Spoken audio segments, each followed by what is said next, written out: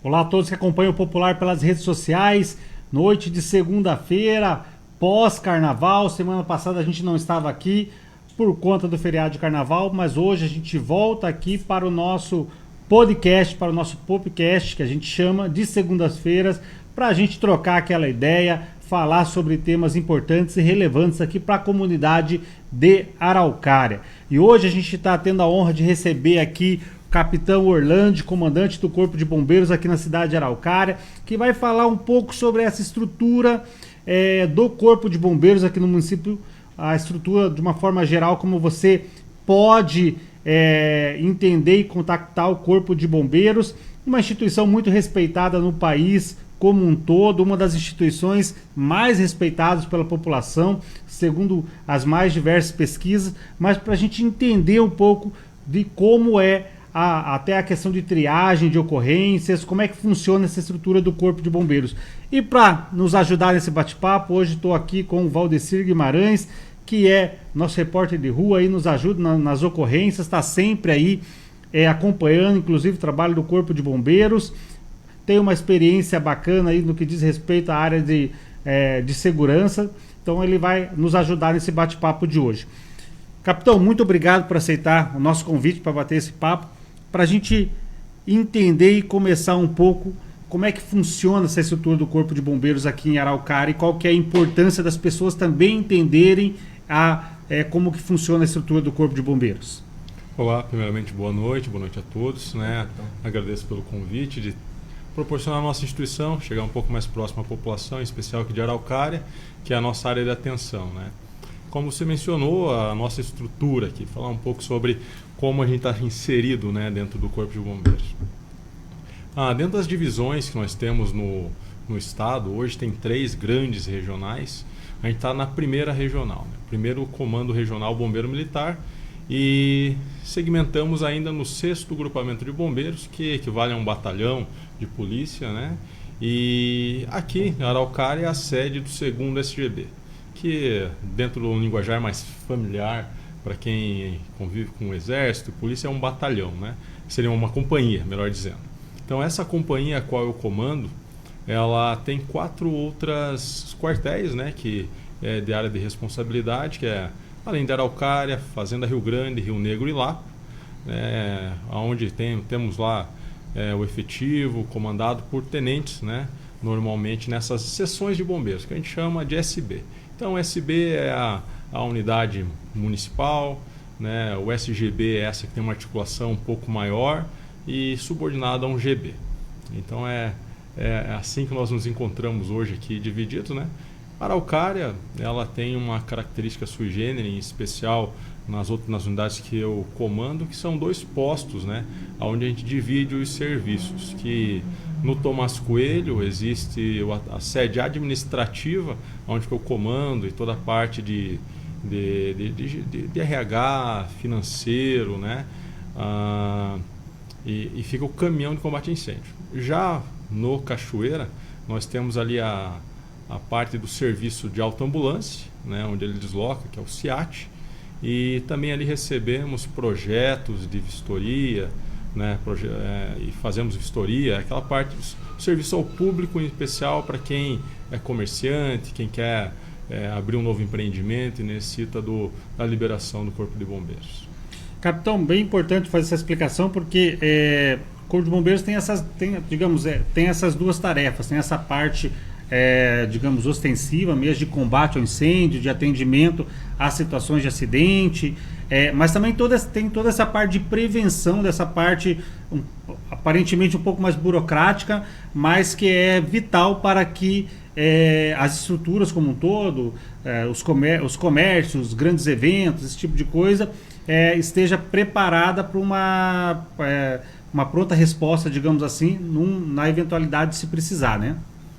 É fundamental que a gente tenha, né, em mente que todo local que tem a parte comercial, todos os grandes eventos, ele tem que passar pelo crivo do Corpo de Bombeiros. A única exceção feita é que o bombeiro ele não não legisla sobre são residências unifamiliares, né?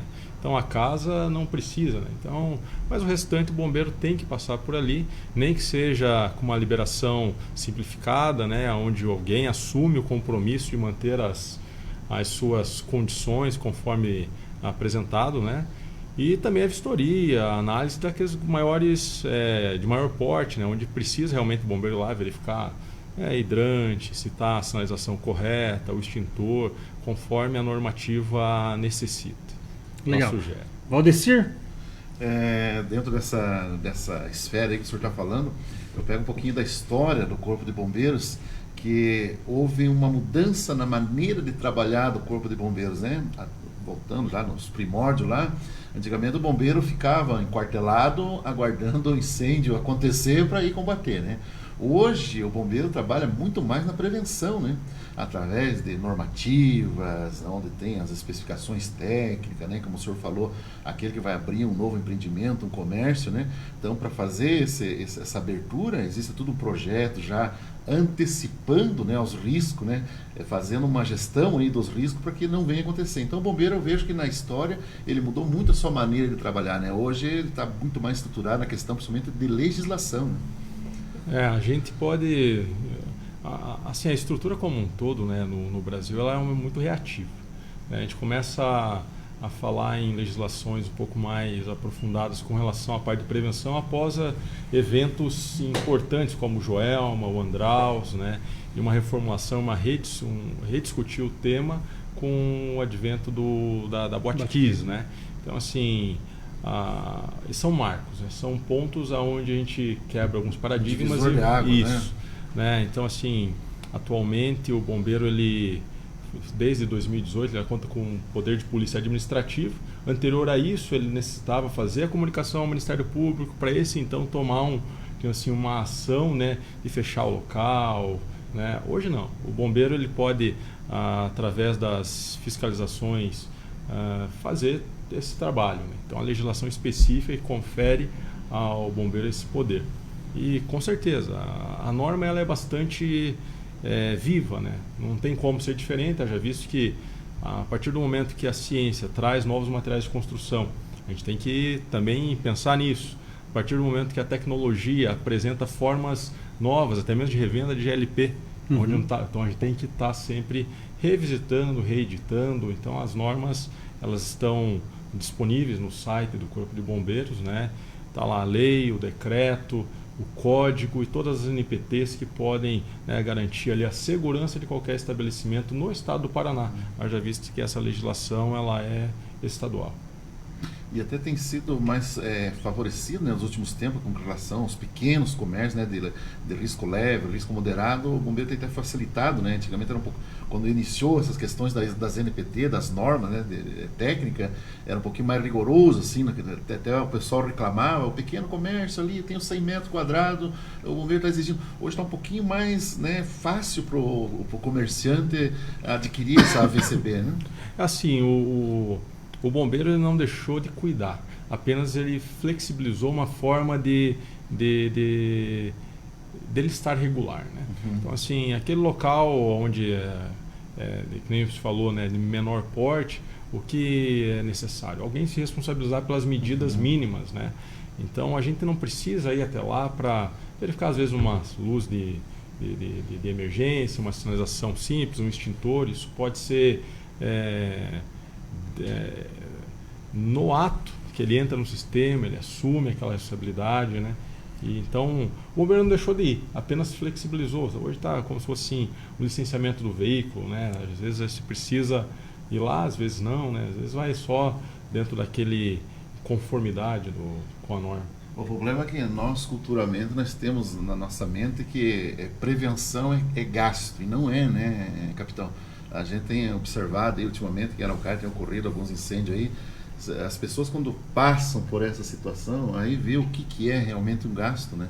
Então a prevenção é um investimento, né? E não um gasto. Por quê? É muito melhor se antecipar do que depois ir lá remediar, né?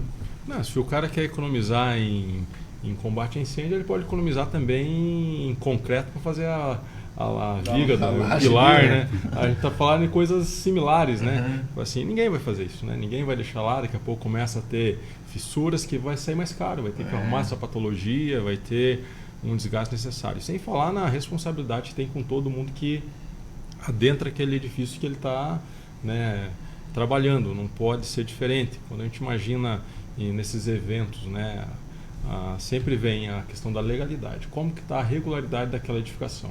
Está ok ou não está ok? Se está ok, já é uma forma da pessoa, né, se eximir de algumas responsabilidades. E estando divergente, aí não tem como escapar do julgamento até mesmo popular, né? O cara não está nem preocupado, nem se preocupou com o bombeiro, com a legislação, com o que tem que ser, tentou economizar aqui e lá, e aí acaba sendo um problema para ele. Capitão, dentro desse trabalho do Corpo de Bombeiros, para as pessoas entenderem, né, quais são as formas hoje das pessoas, dos integrantes da corporação adentrarem a corporação, digamos assim, porque as pessoas às vezes têm lá, verificam ali o socorrista do SEAT, verificam ali o pessoal que está no combate ao incêndio e tal. Guarda-vidas. O guarda-vidas também, o GOST, né? A gente que acompanha a situação, as situações de araucária, principalmente na parte de verão, a gente começa a falar, infelizmente, do GOST, quando tem situações de afogamento. Sim. A gente começa a falar dos guardas-vidas nas operações de verão, né? A gente acompanha bastante socorristas do SEAT no dia a dia, daí quando tem as equipes especializadas e tal. Hoje, para entrar, todos os profissionais do Corpo de Bombeiros, eles são... a forma de entrar é pelo concurso público. A gente teve recentemente uma evolução nessa questão, né? Uma alteração significativa. Então, até o último concurso, para entrar tanto como oficial ou praça, que a gente chama essas duas carreiras que nós temos dentro do Corpo de Bombeiros, a pessoa podia ter ensino médio, né? Para o concurso de soldado, fazia as matérias normais, só precisava apresentar o ensino médio. Para o curso de oficiais, fazia o vestibular da UFPR, né? E passava lá depois 3 anos na academia, daí sim fazendo a graduação, né? Que o oficial faz lá na PMG, em São José dos Pinhais, e daí saía aspirante e seguia a carreira. Agora teve uma mudança onde, para entrar na carreira de praça, né, precisa ter curso superior, né? Então pode ser tecnólogo, ou pode ter licenciatura ou bacharelado. Já para o CFO, que é o curso de formação de oficiais, onde a carreira de oficial, a pessoa precisa ser bacharel em qualquer área do conhecimento, né? Na Polícia Militar também ocorreu algo análogo, né? A única coisa que difere é que na Polícia Militar, para a carreira de oficial, é necessário bacharel em Direito, né? Para o Corpo de Bombeiros é necessário bacharel em qualquer área do conhecimento. E, capitão, dentro dessa... para as pessoas entenderem também na academia, seja ali na parte de preparação, que tipo de formação e que tipo de preparação mesmo seria a explicação o bombeiro, o profissional bombeiro tem para oferecer serviço para a população, porque às vezes o pessoal acha que que é tranquilo, que faz um curso lá de socorrista, sei lá, de 10 horas, ou eventualmente vai lá e aprende acha que apagar incêndio é segurar uma mangueira e jogar água mas não, obviamente, né, eu sei que não é essa, mas é um treinamento bem pesado, né, e das mais variadas formas de tipo de sinistros que pode encarar no dia a dia, né? Como a gente imagina assim nessas duas carreiras, né? Falar do início dela, da formação, para soldado, que hoje o curso chama curso de formação de praças, né? Normalmente ele dura em torno de 12 meses, ele experimenta as mais diversas, né, nuances da atividade bombeiro militar, né? Ele vai tratar de mergulho, salvamento vertical, com ascensão em corda, né? Fazendo rapel, tirolesa, vai ter o combate a incêndio, natação, e também existem matérias que são decorrentes da característica militar, né, como instrução militar, ordem unida. Já na Academia Policial Militar do Guatupê, quando vai para o curso de oficiais, Lá são 3 anos, né? Como eu mencionei anteriormente, é a graduação e é regime de internato. Então, assim, na minha época eu entrava na segunda-feira pelo portão, né, 5:30 da manhã, e talvez saía na sexta-feira depois do término da última aula. Falo talvez porque você sempre estava preso, sempre tinha serviço, tinha escala de baile, tinha um monte de coisa, né? Então a vida durante esses 3 anos ela é bastante conturbada, e lá tem uma característica diferente, onde o oficial ele acaba se debruçando, né, em cima de algumas matérias que você não imagina que o bombeiro vai ter, né? Que nem cálculo, diferencial integral, tem física, tem química, tem resistência dos materiais, mecânica dos fluidos. Tudo isso visa psicologia. Tem psicologia, tem psicologia. Lá, tem direito. Tá... Eu assim tive tão por experiência porque eu fiz os 2 concursos. Fiz tanto como soldado, fiz o curso de soldado na minha época, fiz em Cascavel, passei por lá 9 longos meses, né? Onde pude conhecer o que é ser bombeiro militar. E depois na academia também, né? Nesses 3 anos. São momentos assim bastante importantes para formar o caráter militar e a dedicação do bombeiro, né? Então, ele vai de uma gama enorme de assuntos. Você pode estar numa aula falando sobre circulação sanguínea, daí para uma aula de cálculo, depois está falando de direito administrativo e depois está indo por uma atividade de resgate veicular. Você fala assim, eu falo, é bastante eclético, né? Bastante eclético. Que bacana. Outra coisa que a gente tem percebido, eu que estou mais na rua aí, acompanhando o atendimento aí, a presença feminina hoje no Corpo de Bombeiro, né? Nós estamos vendo bastante mulheres, né, no Corpo de Bombeiro, principalmente na função de oficiais, né? Sim, desde 2005. 2005 foi o primeiro concurso onde foi ofertadas vagas para o efetivo feminino, né? Então, de 2005 para cá, né, a gente teve a inclusão também de oficiais, né, cadetes que se formaram, salvo engano, a primeira turma onde tivemos aspirantes oficiais femininas formadas foi em 2008.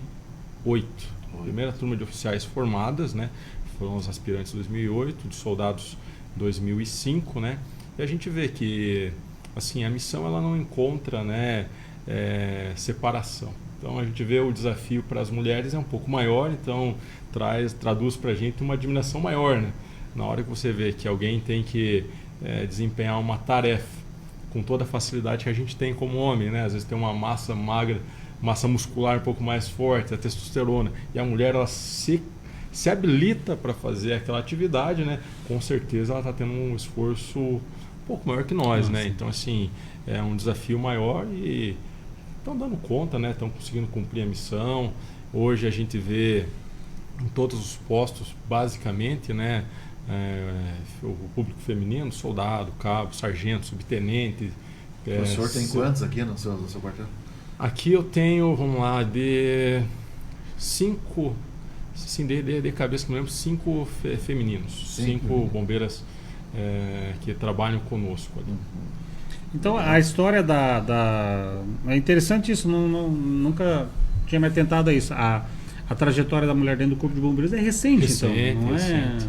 2005 a primeira... 2005. Então não temos 20 anos aí completos, né, de mulheres no efetivo do Corpo de Bombeiros. Na Polícia Militar tinha, né, um pouco mais antigo, até o ano retrasado, até 2022, dezembro de 22, o bombeiro ainda era integrante da Polícia Militar, né? Desde então foi feito a emancipação do Corpo de Bombeiros. Hoje é uma instituição autônoma, né? Então assim, é bastante recente essa questão feminina no Corpo de Bombeiros Militar do Paraná. Que interessante. Em janeiro nós tivemos um caso de afogamento aqui no Passa Única, nós fizemos uma cobertura até, e chamou muita atenção a postura de uma bombeira, que ela veio sobre a maca, a cavaleira, fazendo a massagem cardíaca. Ela ficou ali, olha, uns 10 minutos, que olha, via ela suando lá, mas e aí, assim mesmo indo para trazer, ela tem a ambulância, ela montou a cavaleira e veio ali. Bonito, né? Esse papel da mulher hoje em dia, que o senhor falou, pegando junto aí na mesma condição que o masculino, né? Não, com certeza. Assim, a gente pode traduzir também em outras questões que a mulher traz, né, para o ambiente, né? A característica masculina e feminina, às vezes num trabalho de liderança, num trabalho compartilhado, a mulher vem com o toque feminino, né, com uma visão talvez menos, eu tiro por mim, né, menos direta, acaba tendo um pouco mais de habilidade com algumas coisas, né? Então isso vem a somar, sim, com certeza. Bacana.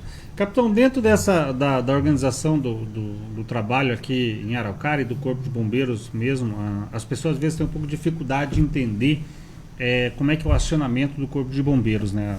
Tem o canal, né, que é o 193, e essa é uma central que não fica em Araucária, né? Ou as pessoas quando ligam o Corpo de Bombeiros, porque as pessoas às vezes têm um pouco de dificuldade assim, de entender aonde que está ocorrendo, que a pessoa chega, aqui perto do fulano e tal, e de repente quem está na central precisa de um dado mais amplo, um dado mais qualificado para conseguir fazer com que a resposta seja mais rápida, né? Hoje a central 93, não, ela não fica em Araucária, né? Ou fica em Araucária? Não. A Curitiba e região metropolitana, a gente tem a Central de Operações Bombeiro Militar, né? A gente chama de COBOM, né? E fica no centro de Curitiba, onde a ligação 193, né? Onde qualquer cidadão, ao discar 193, cai para um atendente. Esse atendente faz a primeira triagem, né? E dependendo do tipo de ocorrência, tem um médico regulador nessa central, onde esse médico vê a gravidade para poder ou deslocar apoio não só de uma ambulância do SEAT, né, como também apoio médico. E nesse local pode ser também, a gente divide em 3 regiões, até porque a gente tem aqui em Curitiba, região metropolitana, 3 grupamentos, né, que é o 6º, que é o que a gente tem aqui da região metropolitana sul, tem o 7º grupamento, que é a região metropolitana norte, e o 1º grupamento de bombeiros, que é Curitiba. Então, nesse espaço, a gente tem lá também os despachantes, onde é a pessoa que tem esse contato um pouco mais direto com as viaturas do local, tem o zelo e o cuidado de saber as viaturas e aonde elas estão, né, para poder fazer o encaminhamento, né, através de acionamento de alarme, né. Vamos dizer, em Araucária, recebeu lá 193, chegou para o atendente, despachante, ele viu, pega os dados no sistema, né? Daí aciona aqui via... a gente tem lá um toque, normalmente quando faz um toque de sirene é para autoambulância, 2 toques é para autoambulância e o caminhão de combate a incêndio, onde normalmente são salvamentos e resgates, e 3 toques, né, para ocorrências de incêndio. Então, dessa forma, o pessoal toma sentido. Fica lá pronto na viatura, até ser deslocado daí para dar o atendimento ao cidadão, né, que está necessitando. Eu vou fazer o gancho aqui, já que tocou no assunto de chamada. Nós vemos que a população tem muita dúvida sobre SAMU e SEAT. Quando chamar SAMU, quando chamar o SEAT? É uma forma bastante assim simples para a gente imaginar. O bombeiro, ele atende a traumas, né? E quando a gente fala em trauma, o que é? Algo que desprende energia, né? Uma queda de um nível, né? Uma queda de moto, um acidente de trânsito, uma colisão entre veículos, né? Uma queda num poço, uma queda de um objeto sobre pessoa. Então são coisas que advêm de energia, coisas externas, né?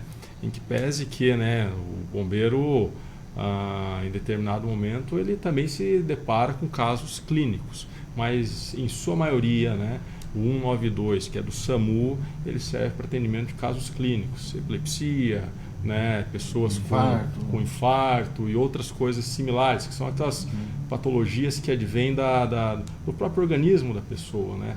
Então, assim, o choque elétrico, tem energia, então é uma ocorrência de bombeiro, né? Então eu vejo que essa é uma forma de dividir bem. Tem energia envolvida, é um trabalho do Corpo de Bombeiros, né? Até porque às vezes você vai lá, não desloca apenas a ambulância, também tem que deslocar o caminhão, para poder fazer o acesso por cordas ou por escada. O equipamento também para se clausurar, às vezes uma pessoa que está presa dentro do veículo, né? Então, para lá tem que ser o bombeiro. Exato. E isso é interessante para as pessoas entenderem também. As pessoas têm bastante essas dúvidas mesmo de qual acionar, o SEAT, mas as equipes do SEAT normalmente elas não são compostas por profissionais de enfermagem e profissionais médicos. São bombeiros com treinamento de socorristas, é isso? Assim, o bombeiro militar, durante a sua formação, ele passa por uma carga horária de primeiros socorros, né? A gente chama de socorros de urgência, bastante grande, né? Então, assim, a gente pode dizer que todo bombeiro que sai do seu curso de formação, né, o base, ele tem uma habilidade para poder atender vítimas no primeiro atendimento pré-hospitalar, aquele que é a imobilização correta, o transporte correto, toda a segurança que envolve, né? E existem aqueles que daí se preparam através de um concurso interno, que é uma especialização. Essa especialização é o curso de socorrista. Então, o soldado, o cabo, até mesmo o oficial que se dedica para esse concurso, ele sai com essa habilitação, né? Agora, a gente está passando por uma mudança da identidade visual do Corpo de Bombeiros, mas a gente até outrora falava, né? Os bombeiros do colete azul. Então, o colete azul era utilizado por quem tinha um curso de socorrista. Deve ter se deparado em ocorrência, o cara do colete azul, então ele é socorrista. Então, ele fez o curso de socorros de urgência, né? Então ele está habilitado. Como eu falei, a gente está passando por uma mudança dessa nossa identidade visual, porque a gente está mudando o nosso fardamento, o nosso EPI, que para esse Gold, que é uma característica diferente. Até, lógico, né? Toda normativa, de acordo com a necessidade, ela pode ser reeditada, mas a princípio até o meio do ano, né? Ainda pode encontrar nas ocorrências aí gente com essa farda nova, gente com a antiga, né? Então, mas a partir de junho, julho ali, em tese, nas nossas ocorrências, né? Ou o pessoal vai estar com o EPI, que é de combate a incêndio, estrutural, que é um pouco mais robusto, né? Ou vai estar com esse atendimento. O pessoal da ambulância vai estar com esse fardamento, que ele tem uma característica diferente. Isso aqui é um EPI, né? Então ele tem toda uma certificação contra algumas características, arco elétrico, né? Então é uma evolução. Eu vejo que a gente está passando por um momento de assim como a tecnologia vai trazendo problemas, né? Quando a gente fala na parte de prevenção, também vai trazendo soluções junto. Entendi. Para quem tem interesse em seguir a carreira de bombeiro, né, capitão, é interessante saber que o bombeiro também é dividido por área, né? Aquele que é da aquática vai lá treinar só aquática, aquele que é do primeiro socorro, atendimento pré-hospitalar, vai lá para o SEAT, tem aquele que é especialista em combate a incêndio, tem aquele que é resgate. Eu vou falar para você, hoje a gente tem o Ghost, né, que ele tem uma característica diferente por ser uma unidade especializada, né? Então o Ghost ela tem lá a questão do salvamento com cães, né, a parte de mergulho, né, na incursão em mata, em especial quando o pessoal se perde ali fazendo o caminho do Tupava, né, o Marumbi, os diversos roteiros aí que tem, né, de natureza. É o único que tem especializado. O restante, assim, o bombeiro tem que estar pronto para qualquer missão.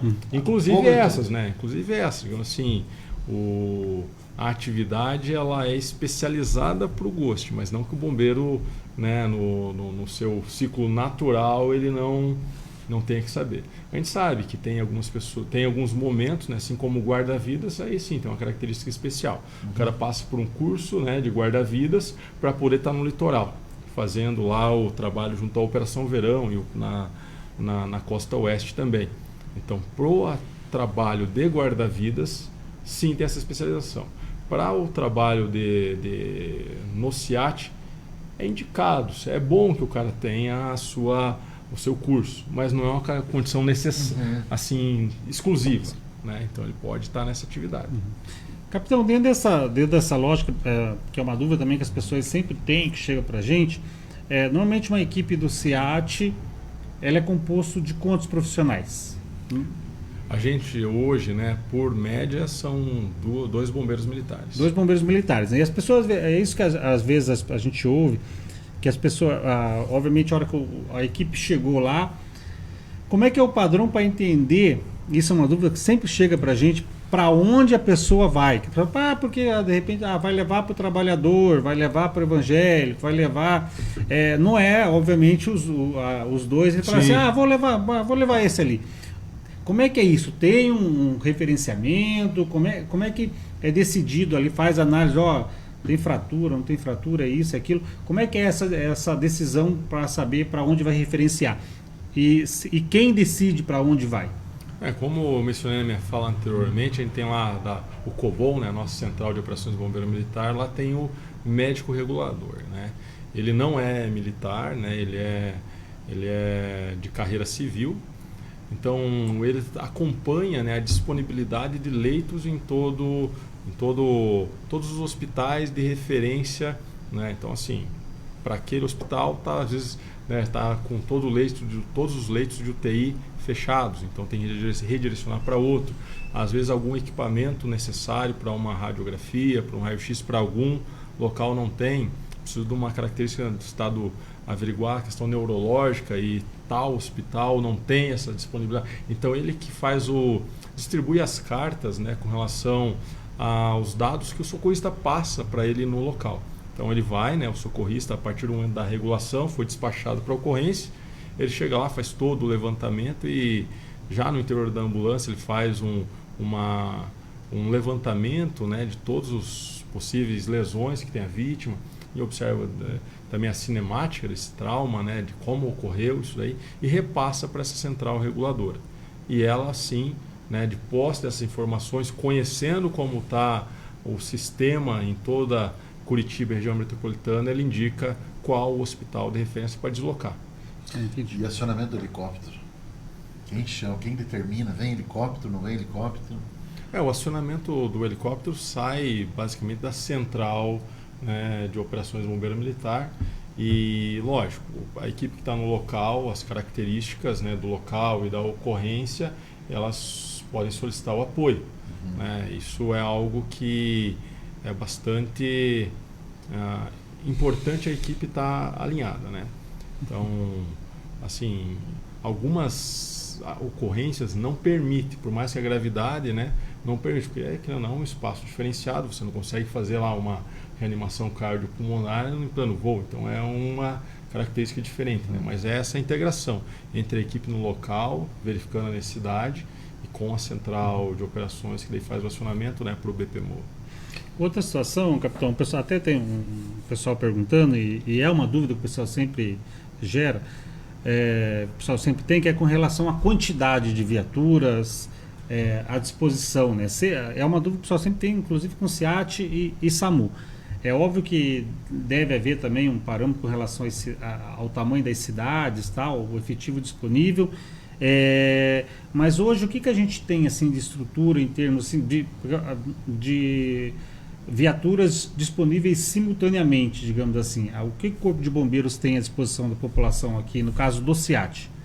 Se a gente pensar como uma grande Curitiba, região metropolitana, né, a disponibilidade é todos os quartéis que tem nessa região. Então, assim, a gente tem, lógico, dentro do tempo resposta, quartéis mais próximos, que não necessariamente ficam em Araucária, mas eles dão suporte, né? A gente pode pensar no Bairro Novo, na SIC, quartéis que podem vir em um grande incêndio, dar suporte, assim como a recíproca é verdadeira, né? O quartel de Araucária pode dar apoio à SIC, assim como teve agora, né, no final de semana, aí, um grande incêndio ali de um barracão de reciclável, se não me engano, né? E o pessoal daqui foi dar apoio lá.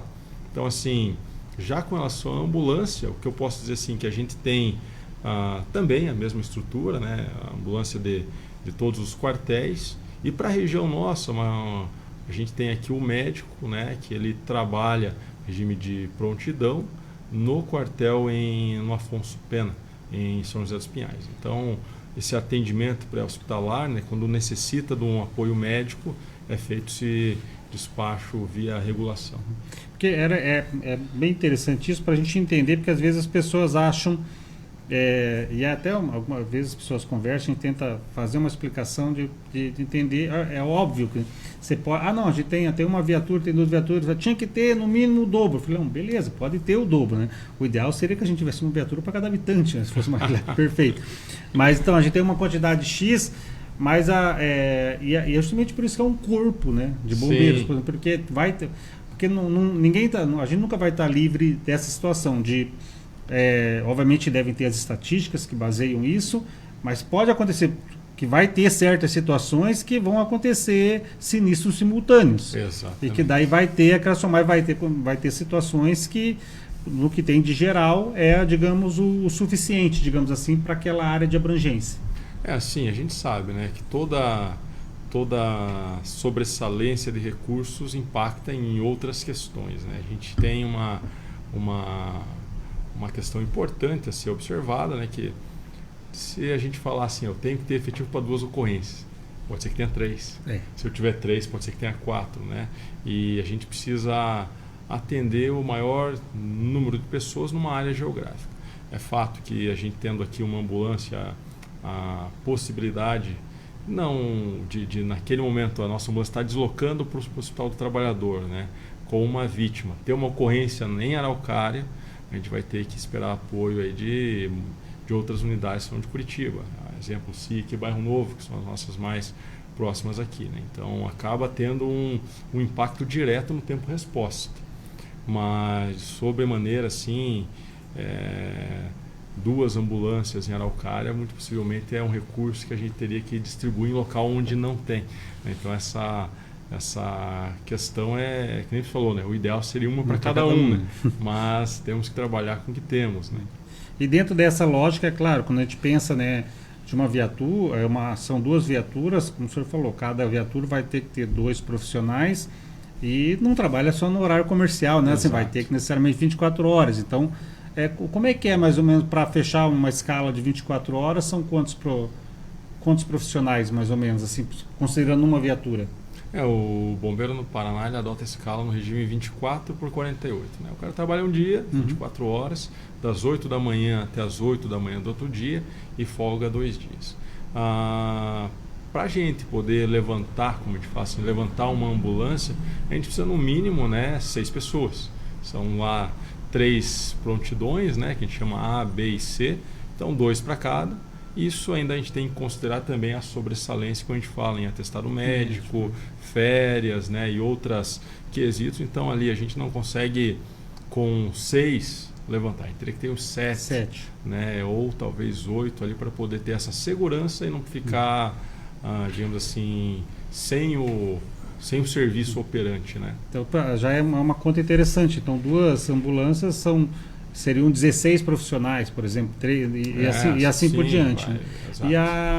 E outra coisa também que as pessoas têm dúvidas, você tem um acidente, uma viatura, desculpa, até eu acho que a pergunta é meio boba, mas que as pessoas às vezes têm uma dificuldade de entender.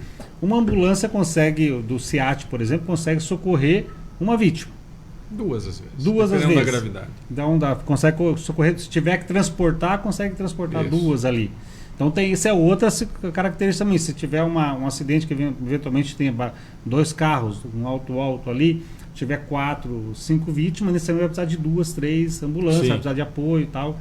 E também uma outra dúvida que as pessoas têm que é isso, né? A ambulância, toda vez que é utilizada, ela tem que ser higienizada, limpada, abaixada. Então tem todas essas coisas também que às vezes nós que somos leigos acabamos não compreendendo a dificuldade que é o trabalho, né, capitão? Sim,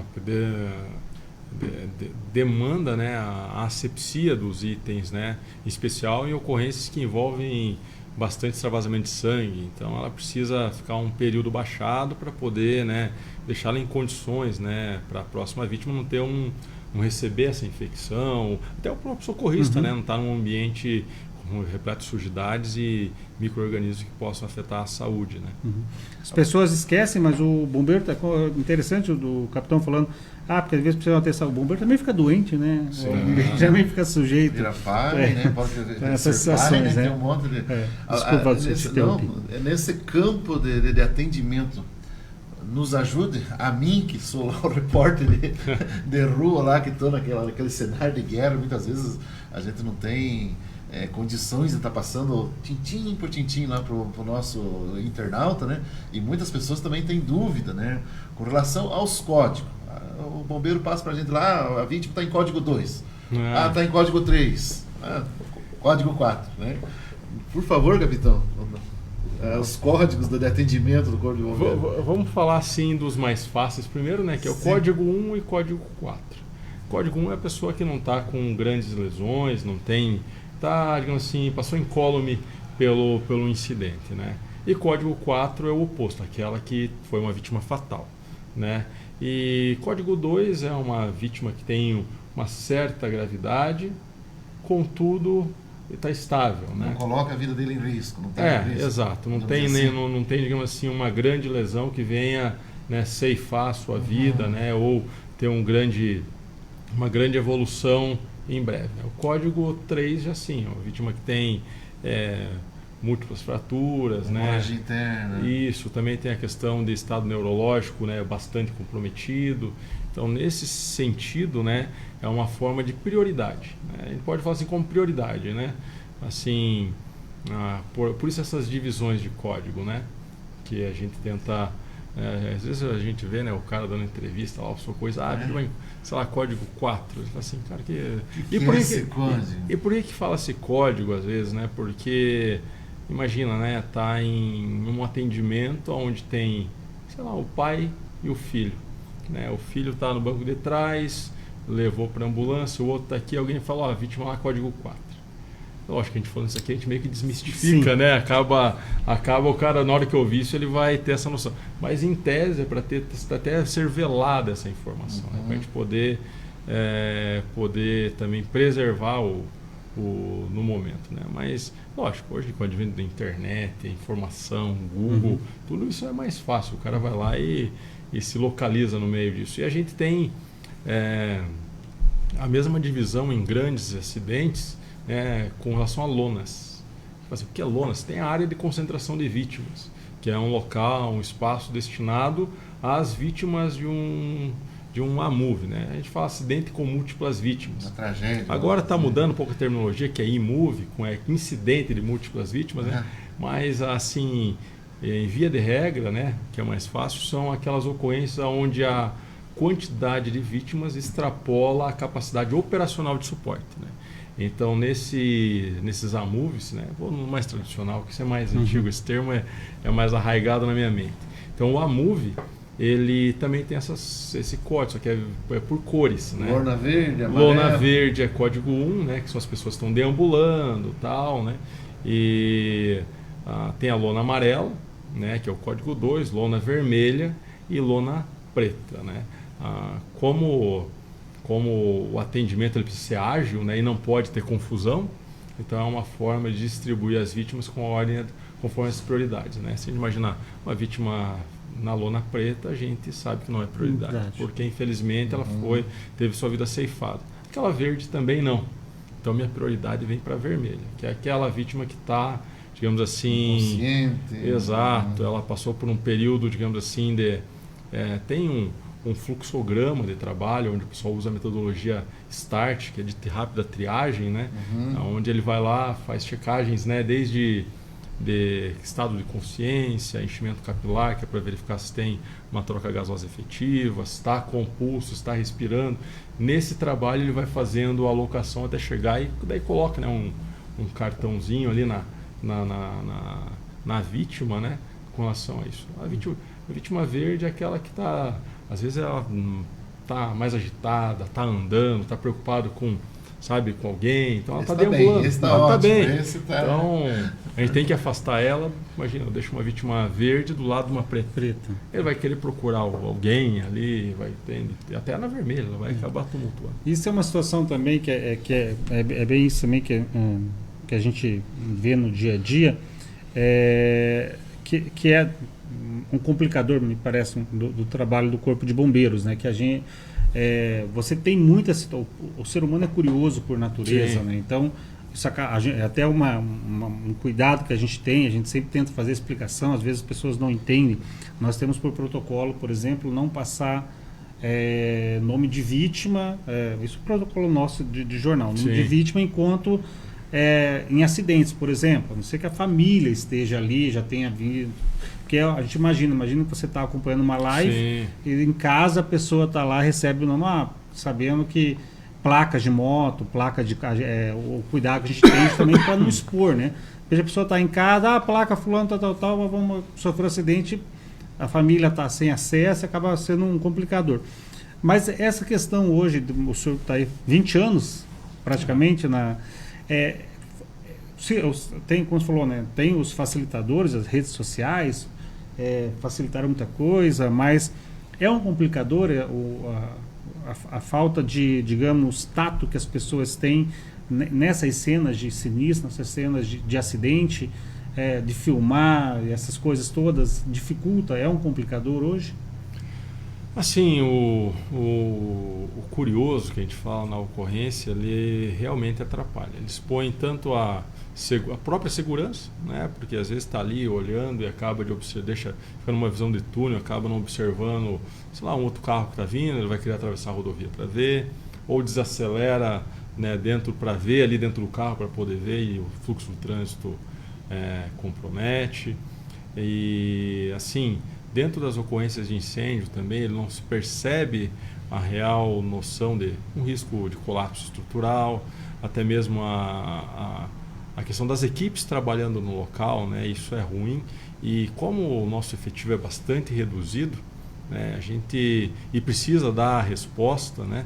A gente quando tem muita, a gente pede apoio à Polícia Militar. Mas a gente sabe, né, que a Polícia Militar também vai chegar no momento após acionar e vai cuidar desse momento. Mas nesse ínterim, a gente vê bastante gente, né, com celular, porque assim é o momento de filmar, de compartilhar, né, e infelizmente atrapalha e se coloca em risco. A gente já viu casos aí, lógico, aqueles que viram até meme na internet, o cara com bicicleta atropelando socorrista, caindo em cima do bombeiro para querer parar. Você fala assim, mas isso como diz, né? É raro, mas acontece sempre. Porque o que nós precisamos criar, né, para quem está nos assistindo, é a tal da empatia, né? Sim. Porque tem que se colocar no lugar daquela vítima lá e dos parentes que estão passando por essa situação, né?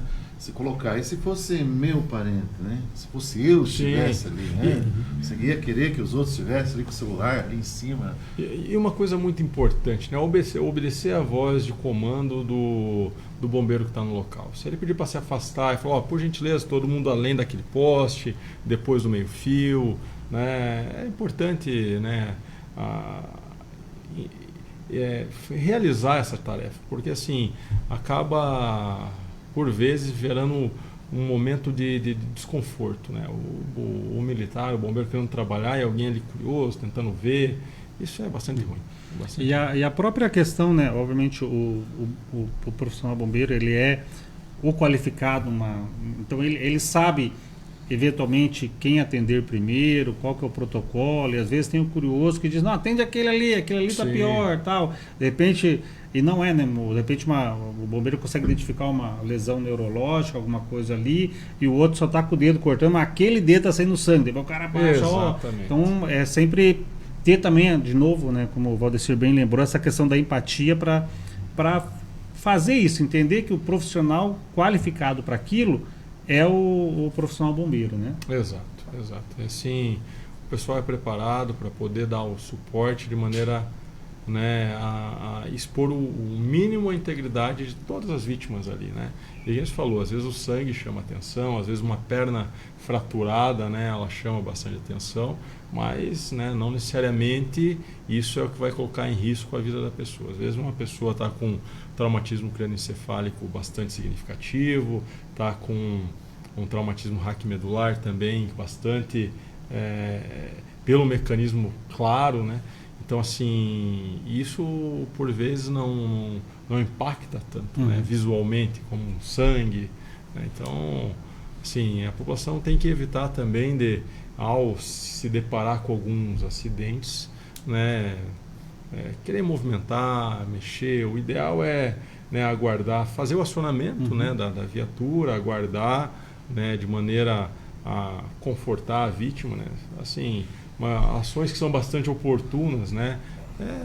Falar, confortar a pessoa, falar que está tranquilo, já chamou o corpo de bombeiros, às vezes está no sol de meio-dia, fazer uma sombra com casaco, né?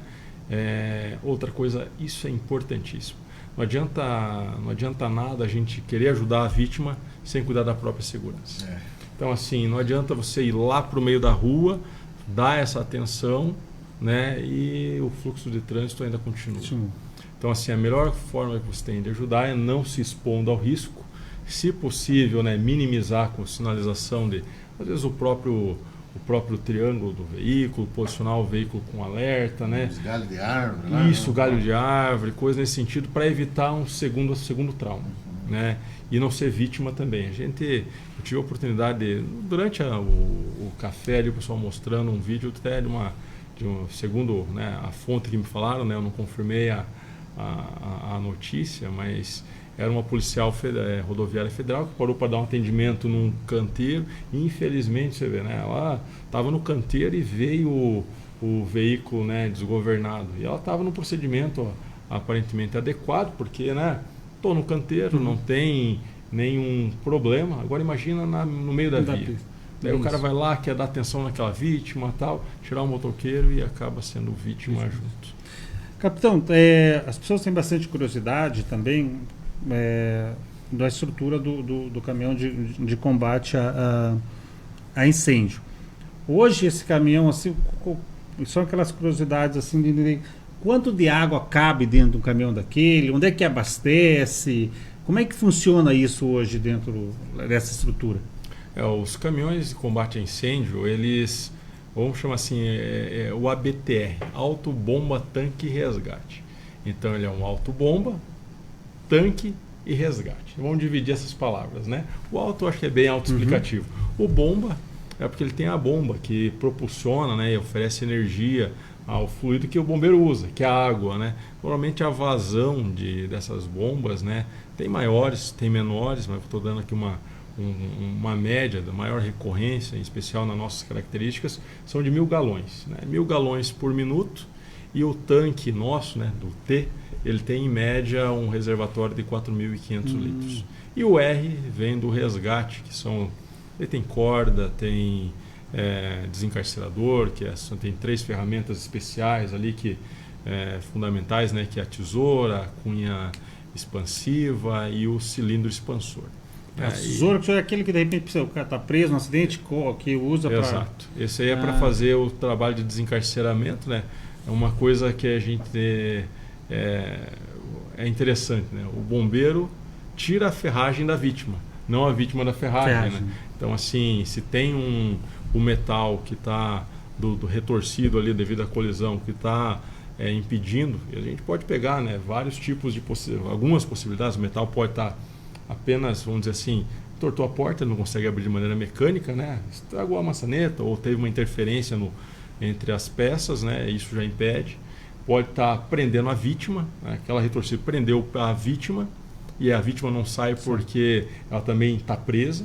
E também isso é aquela onde a própria ferragem, né, pode acabar criando uma lesão e perfurar, né, e machucar de maneira mais significativa. Então o bombeiro tem que ter o cuidado, não é puxando a vítima, é sim abrindo espaço. Dali vem um trabalho, entre aspas, cirúrgico para poder garantir a estabilidade dessa vítima, para que ela não piore o seu estado, né, e possa ser conduzida ao interior da ambulância, onde vai ser estabilizada, né, e encaminhada para o atendimento intra-hospitalar, né, que daí lá ele vai ter o cuidado de cirurgia, radiografia e outros exames complementares para poder entregá-la de volta aos familiares. Né? Que bacana. Capitão, eu queria puxar um outro assunto aqui que também é bastante pertinente. Nós estamos em pleno verão, né? apesar que ultimamente é chuva direto. Mas hoje não é um bom dia.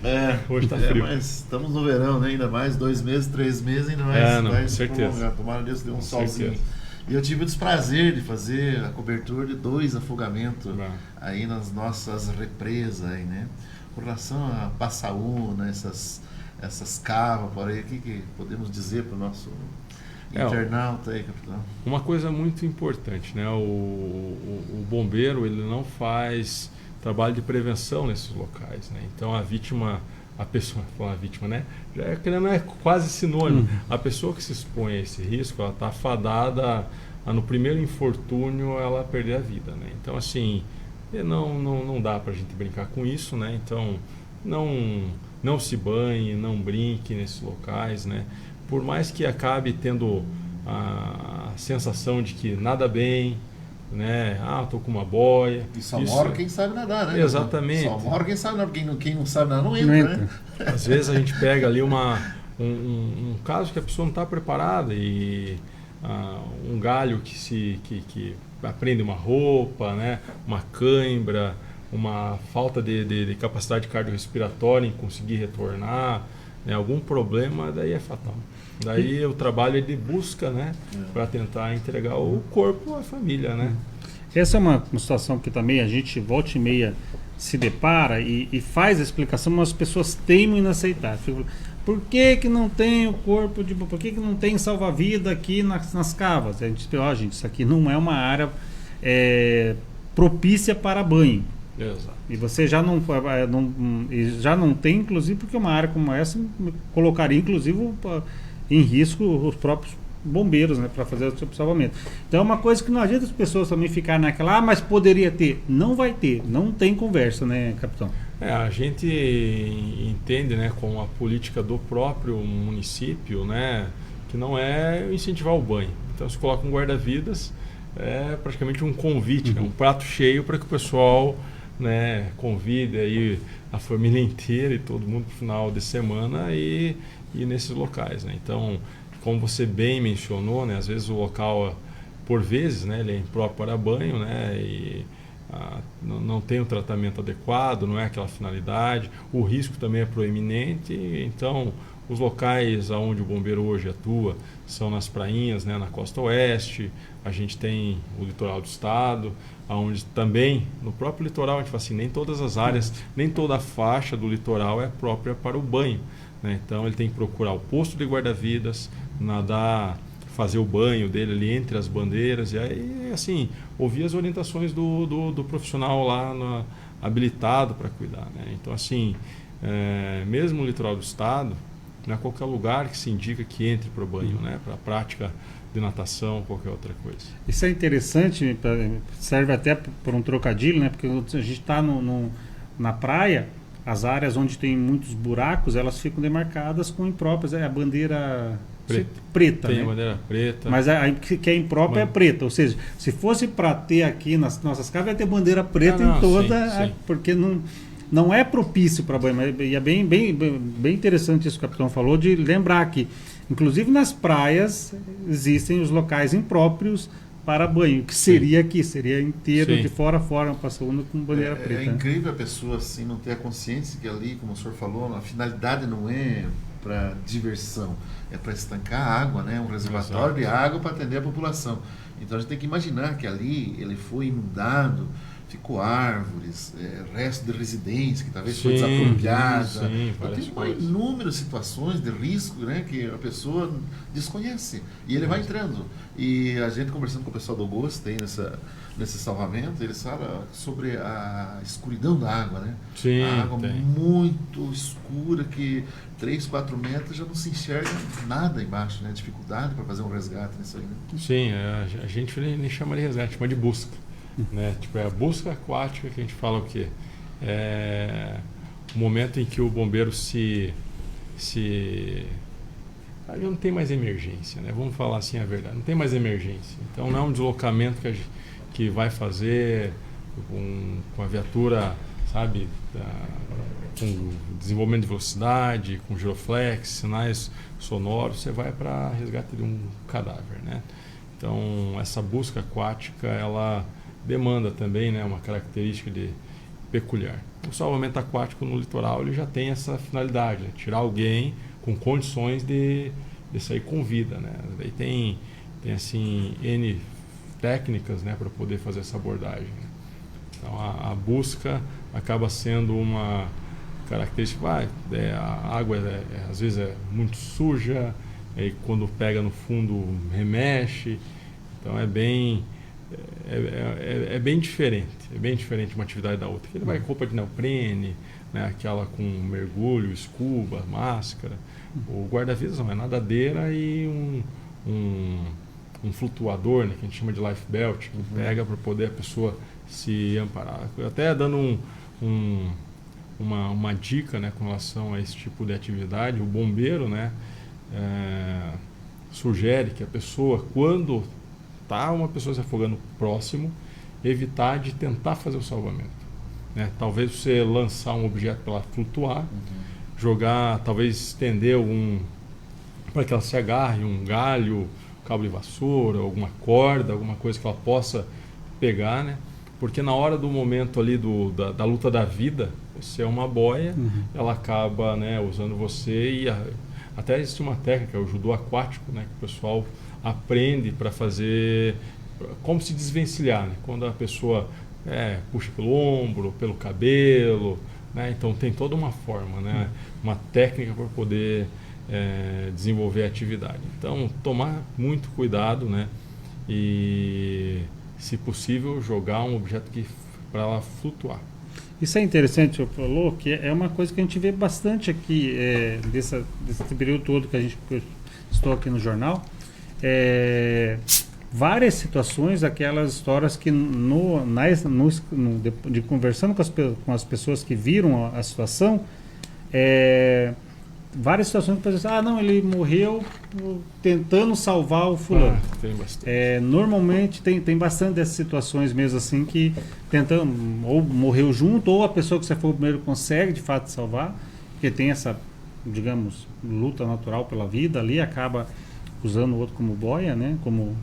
Então é bem interessante mesmo das pessoas entenderem que às vezes, não, eu vou ali, tá pertinho, vou tentar salvar, não é recomendado, né?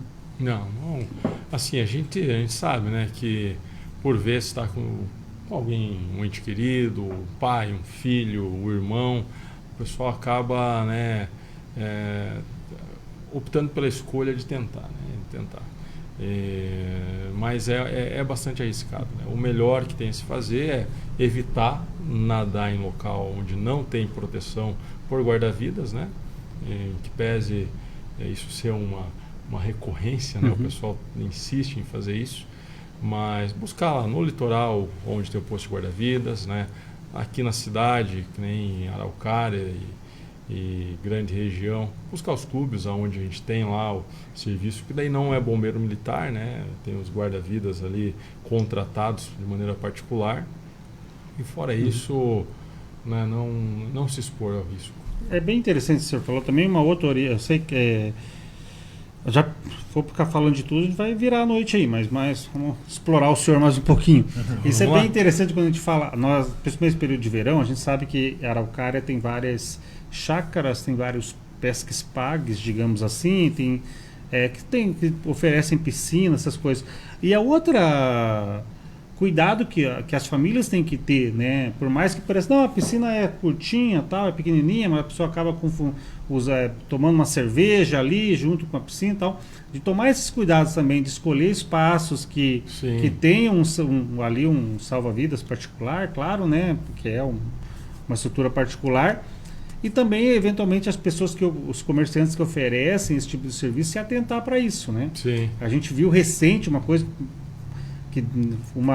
infelizmente uma tragédia aconteceu, acho que foi em Rio Branco, no Sul, que foi uma coisa muito absurda, que era o fato de terem construído uma piscina embaixo de uma rede de alta tensão, né? Caiu lá. Sim. Que são aquelas coisas que às vezes aquelas famílias não tomaram cuidado. E aí outro detalhe que é importante as pessoas tomarem esse cuidado de verificar se aquele lugar tem alvará de funcionamento, se tem essas vistorias, que tem que ficar também sempre em local visível, né, capitão? A gente a gente indica, né, que sempre busque locais com segurança. Mas às vezes o hábito, né, acaba evitando. Vamos dar um exemplo aqui bem, né, bem grosseiro. Quem que já pegou um carro de aplicativo e antes de entrar checou a qualidade do pneu? Ninguém vê. Será que tá careca? Será que não tá? Pô, tá chovendo, você vai pegar, não vai lá olhar. Né? E por quê? Porque se confia, né, Na idoneidade. e assim, e depois do acidente ocorrido, às vezes se for fatal, não importa a razão mais, né? Quem está com a razão? Então assim, é um exemplo simples, né, que acontece diariamente. Eu não sei. Droga, eu nunca reparei no pneu do Uber. Agora você falou isso pra mim. Um novo método desbloqueado. Mas não é verdade? É Sim. verdade, né? E como o senhor falou, depois que aconteceu R$1 milhão na conta, não resolve. Não Não adianta. Na conta do familiar que ficou ali, para ele não vai, né? A gente tem aí exemplos, né, de indenizações milionárias, que é um exemplo lá na Toca do Urubu, né, do Flamengo, onde os jovens, assim, que beleza, vai dar salário, vai dar tudo, mas aquele é o filho, só quem tem ali o filho, conviveu com ele, sabe, aquele valor ali ele não é nem simbólico, né? Exatamente. Puxa, mas o senhor vai falar do meu Flamengo? Olha só, eu sou palmeirense, né? Então a gente vai mudar de assunto aqui. Eita, mano. Vamos falar um pouquinho também, capitão, sobre incêndio em residência. Também nesse início de ano, fechamento de ano 2023, agora iniciando 2024, nós tivemos umas ocorrências de incêndio em residência aqui em casa, aqui em Araucária. E a gente tem o engano, muitas vezes só acha que acidente acontece só com o vizinho, né? Só com os outros, na casa da gente não, né? Mas todos nós temos que ter a precaução, né? O cuidado, né? Dentro de casa, para a gente não se deparar com uma situação negativa dessa. O incêndio pode acontecer em qualquer lugar, né? Sim, se a gente parar para fazer uma análise, né? Retomando o início da nossa conversa que a gente falou de prevenção, não é escopo de vistoria ou de licenciamento, qualquer espécie de fiscalização pelo Corpo de Bombeiros residências unifamiliares, né?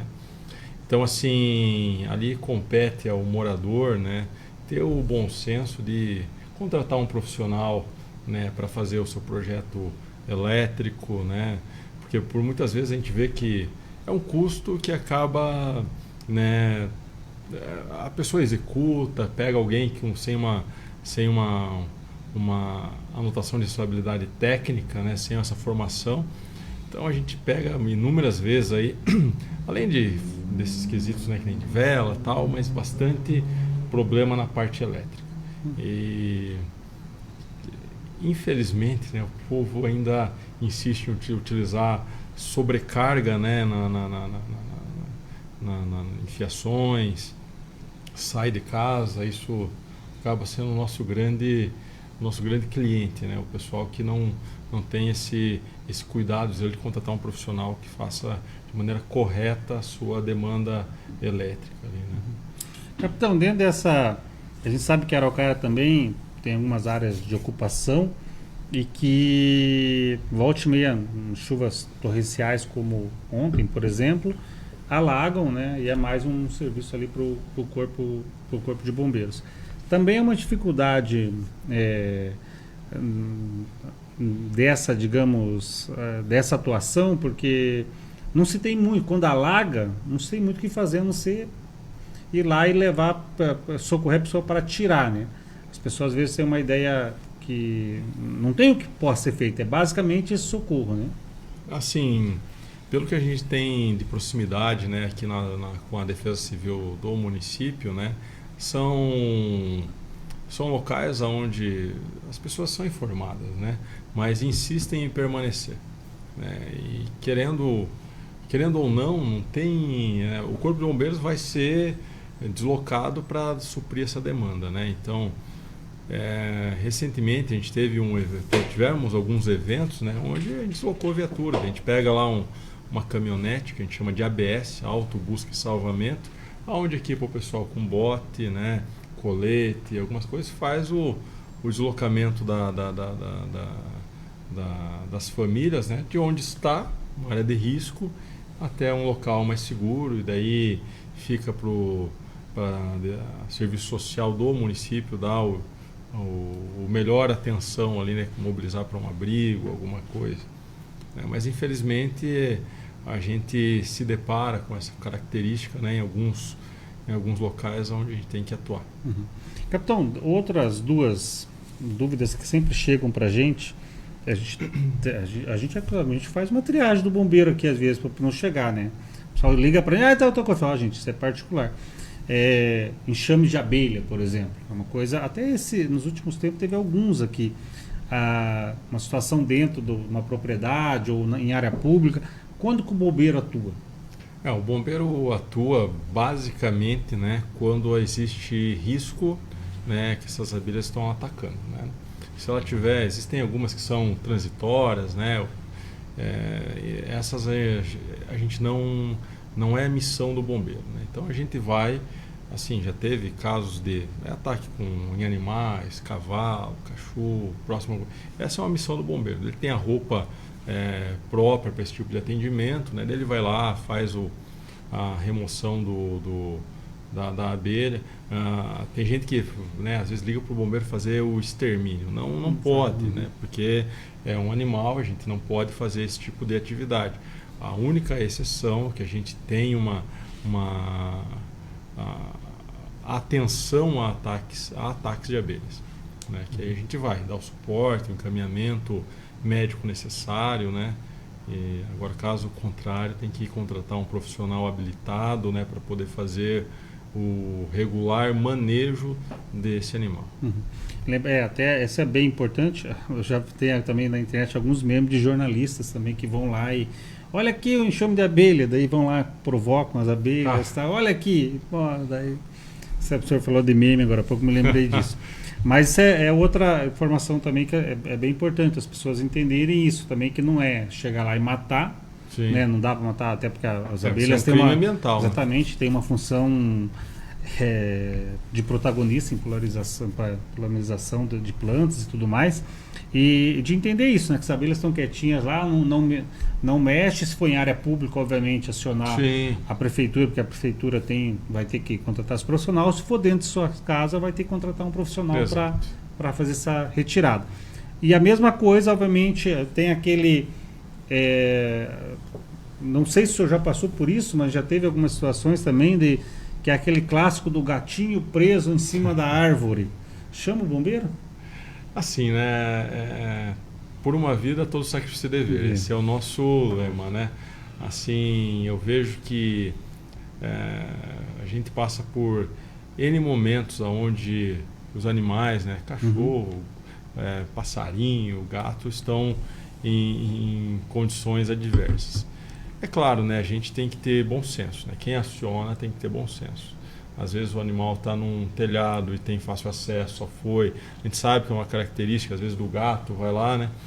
Então é bom senso fazer o acionamento, porque como a gente falou há pouco, né?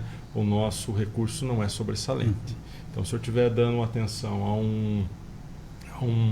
a uma ocorrência de menor severidade, onde a pessoa às vezes só está, né, mais ansiosa do que num problema instaurado com seu animalzinho, ele pode estar desguarnecendo para uma outra atividade um pouco mais necessária, que seja de resgate veicular, que a gente falou, né, de desencarceramento, pode ser um incêndio, um atendimento numa rodovia, né, onde trabalha em conjunto a ambulância e o caminhão.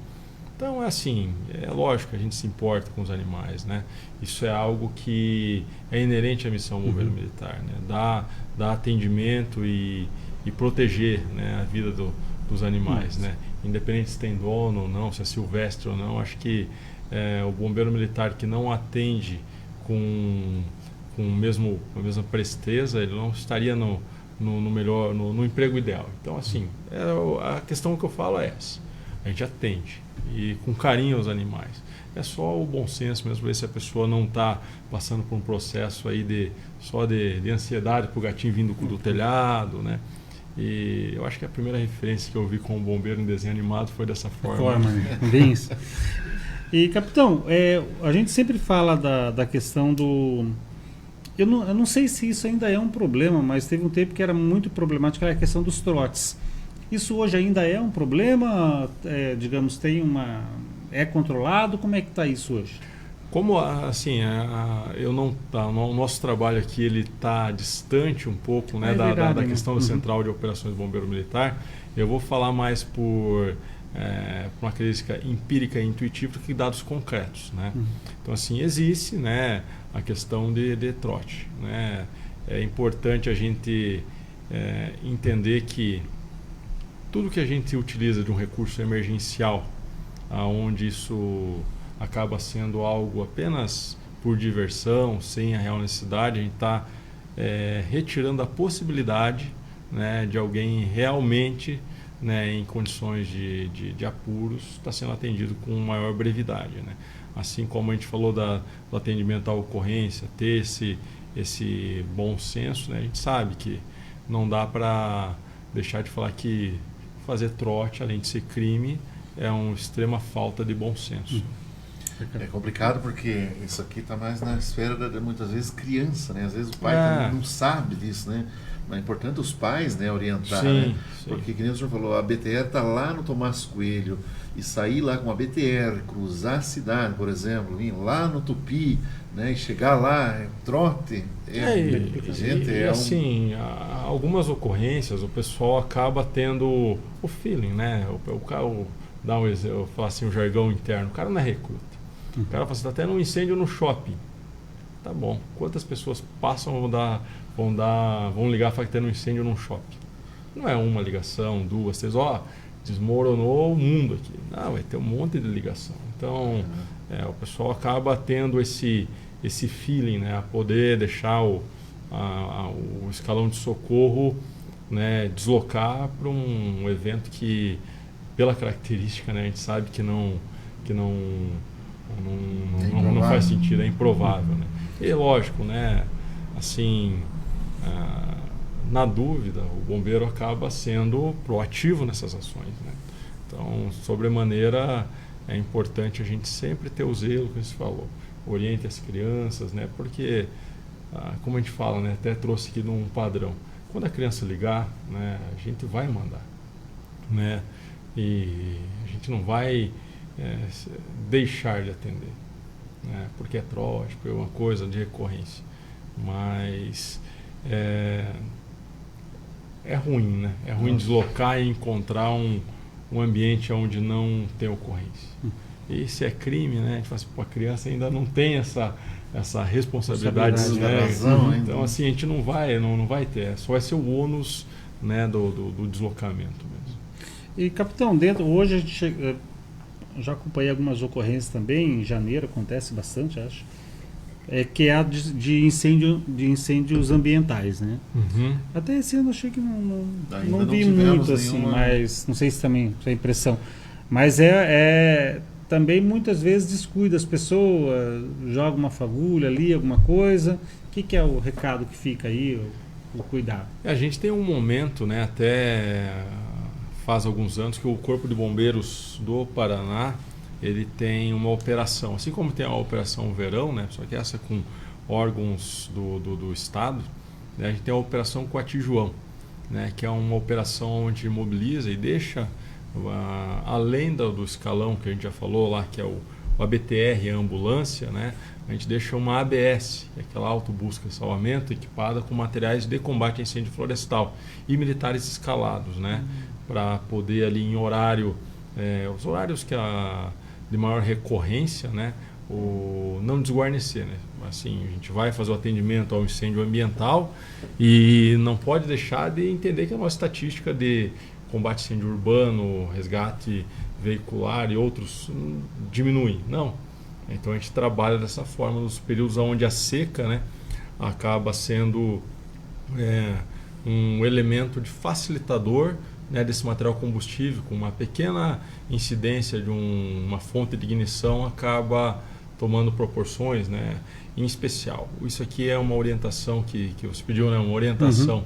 Cuidem dos terrenos, né, urbanos, né, evitem deixar mato grande, né, cuide bastante. Além de não levar multa, né, municipal, você garante que não vai ter um incêndio ambiental. E assim, esse incêndio ele pode deixar de ser incêndio ambiental e virar um incêndio urbano estrutural porque a caloria que tem, né, desprendida dessa ignição, dessa combustão, né, da vegetação pode, né, levar a uma residência, a um automóvel, né, ao risco. Araucária, capitão, a gente sabe que tem uma área industrial muito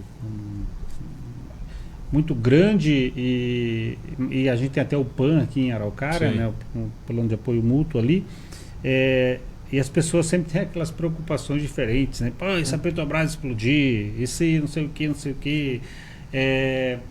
Isso exige na maioria dos casos, essas empresas maiores, tal, mas também tem algumas equipes internas preparadas, tal, e vocês estão sempre em comunicação com eles também, né? Sim, a gente tem, né, o PAN, né, que é o plano de auxílio mútuo, onde algumas empresas aqui na região se apoiam, né, com recursos, equipamentos, existem simulados, treinamentos. Um exemplo, né, se me permite eu dar aqui, né, a gente fala assim, um Boeing, né, de uma empresa e um carro mais ou menos ali manutenido do popular, né? Qual que tem maior chance de acidente, né? Você imagina assim, mas a gravidade que tem do Boeing é muito grande, mas o nível que a gente tem ali de prevenção, todo o suporte, todo o aparato operacional acaba sendo, né, muito relevante nas ocorrências de incêndio, em que pese naquele lá onde o veículo ele não tem a mesma manutenção, o pneu é mais fácil, está careca. O cara vai lá, faz o acidente, né, para. Então, assim, o grande nicho, né, de trabalho nosso, operacional, né, não só na parte de prevenção, porque na parte de prevenção muda o foco, né, acaba sendo as empresas, mas na parte operacional são as residências, onde o bombeiro não trabalha com a prevenção. Então, assim, claro, lógico, né, quando a gente imagina, quando um Boeing acaba tendo um acidente, ele tem uma maior repercussão, sim, isso vem à tona, né, mas se a gente imaginar assim, o número de vidas perdidas, né, num acidente desse aéreo, né, e o número diariamente nas rodovias perdido, então a gente fala assim, qual que é a nossa maior preocupação? Um evento único ou aqueles vários eventos diários onde a gente tem? Então, assim, nossa maior preocupação, né, são nesses eventos diários, né? O pessoal, a gente tem, né, acompanhado, fiscalizado, vistoriado, então esse problema em tese não é o que nos tira a preocupação. Bacana. Guimarães, alguma pergunta a mais? Não, eu estou satisfeito. Acredito que dá para fazer mais um programa, né? Vamos ter. Não, tem bastante coisa para a gente conversar aí. São curiosidades que as pessoas têm, as pessoas entenderem, de entenderem como é que é a dinâmica ali mesmo do trabalho do Corpo de Bombeiros e entender também a importância, claro, principalmente da questão da prevenção, o quanto a gente pode auxiliar o corpo de bombeiros, né? A gente também pode ser quase um bombeiro civil, digamos assim, né? Tomando-se cuidado com a questão seja dos incêndios ali, os cuidados em casa, sim, procurar fazer aquela revisão elétrica sempre que possível, claro, tomar esses cuidados, entender até a gente vai. Ano passado a gente promoveu um evento aqui do jornal, que era um evento no Parque Cachoeira. E a gente foi para aprovar. Eu sempre gosto de contar essa história, assim, que são coisas que a gente não imagina. Que daí depois, quando a pessoa comenta, que daí a gente. É verdade, tem sentido. Que foi para a gente liberar o Parque Cachoeira para um evento.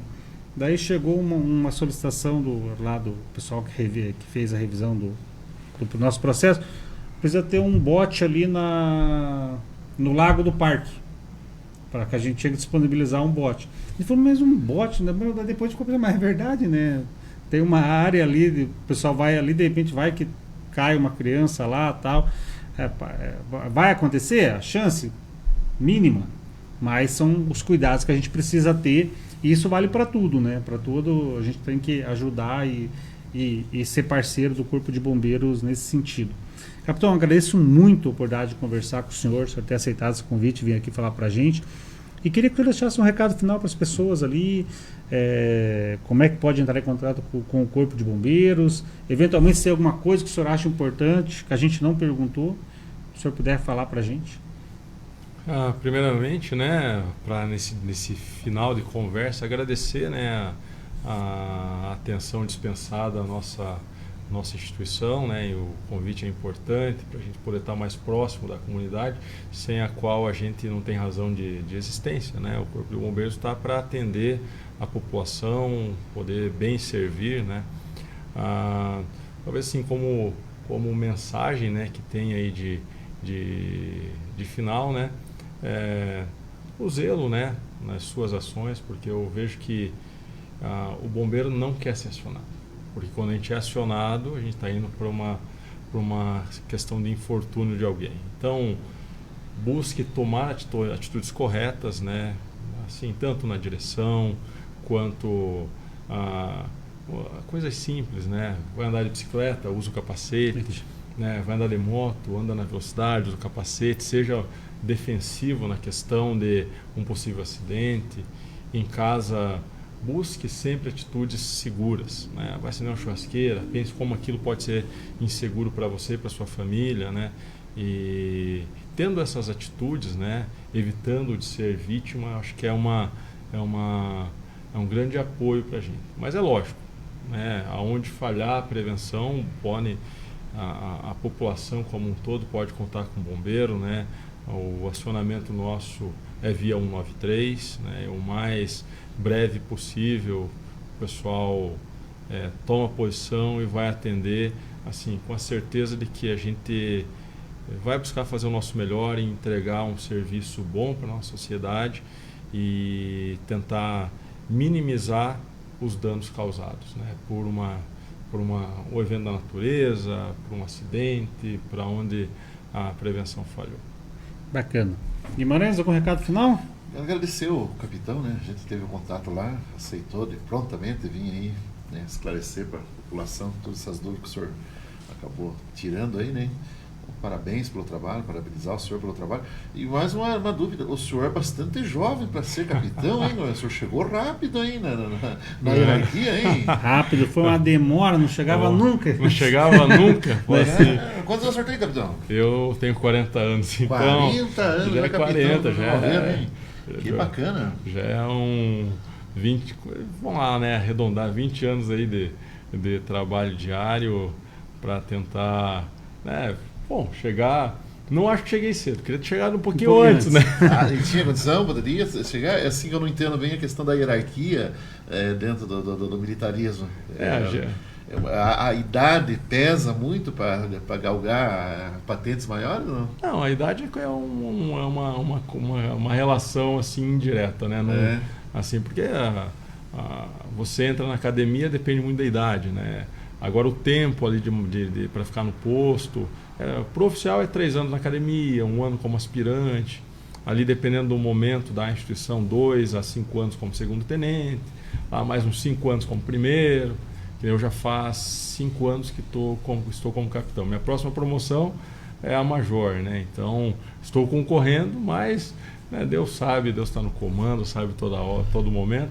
E daí depois é tenente-coronel e coronel, que é o último posto que tem tanto na Polícia Militar como no Corpo de Bombeiros. Quem sabe na próxima oportunidade não vem como major. Já chamamos de major, né? Deus abençoe, né? Deus abençoe, Deus ouça, né? É isso aí. Gente, então, queria agradecer a todos que nos acompanharam, queria convidar a todos, inclusive, a compartilhar essa live de conteúdo muito relevante, conteúdo muito importante, para que a gente auxilie o Corpo de Bombeiros, seja também um agente promotor da segurança, né, que todos nós temos condições de fazer. Agradecer o capitão aqui por ter ficado com a gente nessa 1h30 aqui, explicando, esclarecendo nossas dúvidas aqui, algumas bem...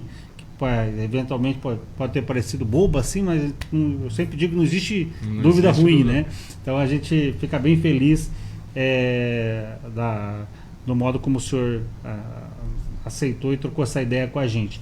Então compartilhe lá no grupo da família, compartilhe no grupo dos amigos, no grupo do futebol, no grupo do churrasco, bem importante, o pessoal entender como é que funciona, para até tomar esses cuidados, não acender a churrasqueira, tal e tudo mais. para que a gente possa ser sempre agente promotor da segurança. Então, agradeço a todos que nos acompanharam até agora.